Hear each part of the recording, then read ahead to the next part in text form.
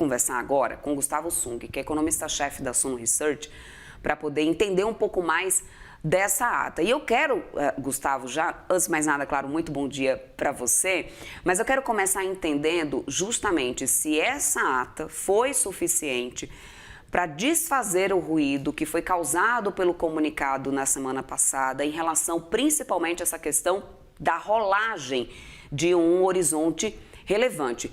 Pelo que eu contei aqui, o Banco Central cita em pelo menos 3 vezes que o horizonte relevante atual é o quarto trimestre de 2027. Desfeito realmente o ruído? Bom dia. Bom dia, é sempre um prazer falar com vocês. De fato, a ata foi muito mais esclarecedora do que o comunicado. O comunicado gerou ruído, nós aqui falamos com nossos assinantes também, e nós não entendemos muito bem por que o Banco Central tinha adotado, mas hoje, de fato, ele conseguiu esclarecer e ser mais didático nessa ideia de cenários alternativos. No fundo, que se o Copom seguisse basicamente o horizonte relevante com a trajetória do Focus, ele teria essas projeções que foram divulgadas de 3,7. Ele tentou cenários alternativos para esse mesmo horizonte relevante de quarto trimestre de 2027, que seriam variações abruptas de elevada magnitude, que possivelmente seria uma alta de juros diferentemente do que o mercado projeta. E isso levaria a inflação por diversos trimestres abaixo da meta, o que não seria de forma positiva para o cenário do Banco Central, por até gerar uma volatilidade e contraproducente, por exemplo, a atividade econômica, mercado de trabalho e a própria inflação.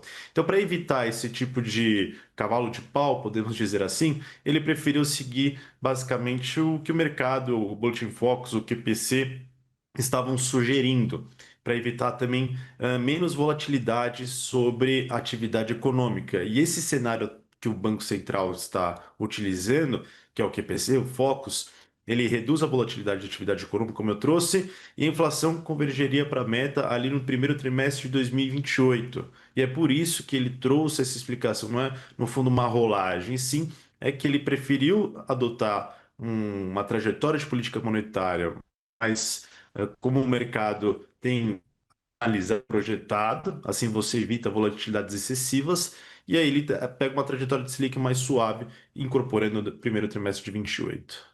Agora, Gustavo, vamos falar sobre a questão do fiscal na ata do Copom. Eu fiz o exercício que eu acho que o mercado, muita gente do mercado está fazendo agora, né? Que é comparar as duas atas para ver exatamente o que mudou na comunicação do Banco Central. Na ata anterior, era exatamente o parágrafo 8 que eles falavam sobre cenário fiscal. Dessa vez, eles repetiram o mesmo parágrafo e finaliza dizendo o seguinte: em particular, o debate do comitê reforça novamente a necessidade de políticas fiscais e monetárias harmoniosas. Bom, visto que a gente tem o parágrafo sendo repetido, né, mencionando essa questão do cenário fiscal, mas há no mercado uma percepção de piora dessa questão das contas devido aos últimos programas lançados, estamos em ano eleitoral, todo esse debate, preocupação da condução da dívida pública, tem sido suficiente essa pontuação do Banco Central em relação ao cenário fiscal? Tem sido suficiente para conseguir chegar a essa relação harmoniosa de política monetária e cenário fiscal? Tem um ponto importante que esse seu ponto vai muito em linha com o balanço de riscos, que está assimétrico altista, uma palavra nova que o Banco Central colocou, porque nesse balanço está escrito estímulos à demanda. E isso pode levar a atividade econômica acima do seu potencial e desacelerar, por exemplo, o processo de desinflação, dificultar o processo de convergência e inflação para a meta. E, ao meu ver, esses estímulos à demanda estão em linha com essa discussão fiscal, principalmente eleitoral, medidas de estímulo do governo para fiscais, que é aquelas medidas que não passam pelo orçamento, mas têm impacto, e que isso pode, de fato, reacelerar a atividade econômica e dificultar o trabalho do Banco Central. Então é por isso que ele sempre coloca esse ponto e que é preciso ter duas políticas fiscais monetárias harmoniosas, porque a partir do momento que o Banco Central está tentando puxar o freio de mão da economia para desacelerar e os preços terem uma trajetória mais de desaceleração, existe outro lado, uma atividade econômica e estímulos fiscais que tem tentado reacelerar a economia. Então eu fiz esse jogo em um acelera e outro desacelera. Então é por isso que o Banco Central ressalta, e eu acho que o balanço de riscos ali também traz um ponto relevante sobre esse assunto. Já pegando um gancho nessa questão do balanço de risco, né, e dessa novidade, dessa percepção de possibilidade muito mais altista nesse momento, eu também fiz uma comparação aqui das projeções inflacionárias, o cenário de referência. E a tabela inteira, Gustavo, foi alterada dessa vez, né? Desde o IPCA para 2026, que na última ata estava em 4,6%, agora veio em 5,2%. E para o quarto trimestre de 2027, ou seja, o horizonte relevante, estava na última ata em 3,5% e agora está em 3,7%. Uma percepção, pelo menos que eu tive, de uma piora generalizada desse cenário inflacionário. É exatamente isso. Qual o recado que isso passa agora para o mercado? Bom, que de fato o cenário inflacionário se deteriorou e a gente tem riscos relevantes à frente. Eu acho que pelo menos o Banco Central, tanto no comunicado quanto na ata, eles foram muito felizes em destacar que há diversos riscos e que de fato a inflação não tem sido tão benigna nas últimas divulgações, muito por conta do choque do conflito no Oriente Médio. A gente tem resiliência do serviço muito correlacionado ao mercado de trabalho, que está equilibrado, ainda segue aquecido. Nós temos riscos à frente, como a formação do El Niño forte ou super forte, que pode impactar preços de alimentos e custos de energia, que o Banco Central ressaltou também. Temos o desancoragem de expectativas de inflação, que tiveram uma piora desde a última reunião. Então, de fato, o Banco Central mostrou ali todos os pontos que levam preocupação nesse cenário inflacionário e que ele ressaltou ao longo do comunicado diversas vezes que essa piora da desancoragem adicional de expectativas, principalmente para 27 e 28, vai exigir uma política monetária ainda mais contracionista. Ele repetiu essa palavra bastante contracionista, vai exigir uma política monetária mais restritiva algumas vezes, o que me cheira é que a margem de cortes vai ser menor do que comparado à última reunião, é por isso que até a taxa terminal que o mercado, nós estamos observando para o final deste e do próximo ano, vem subindo a cada semana. Essa foi a mesma sensação que eu tive também, compartilho com você, Gustavo, inclusive, partindo aqui já para a gente observar já o finalzinho aqui praticamente da ata, eles trazem uma porta entreaberta. Eu quero entender se é essa leitura que você também faz, né? Porque fica na dependência de novas informações, né? De forma que os passos futuros do processo de calibração da taxa de juros eles trazem aqui exatamente isso, depender aqui de novas informações, incorporar novas informações que aumentem a clareza sobre a profundidade e a extensão dos conflitos, assim sobre seus efeitos, né? Para poder tomar qualquer outra decisão.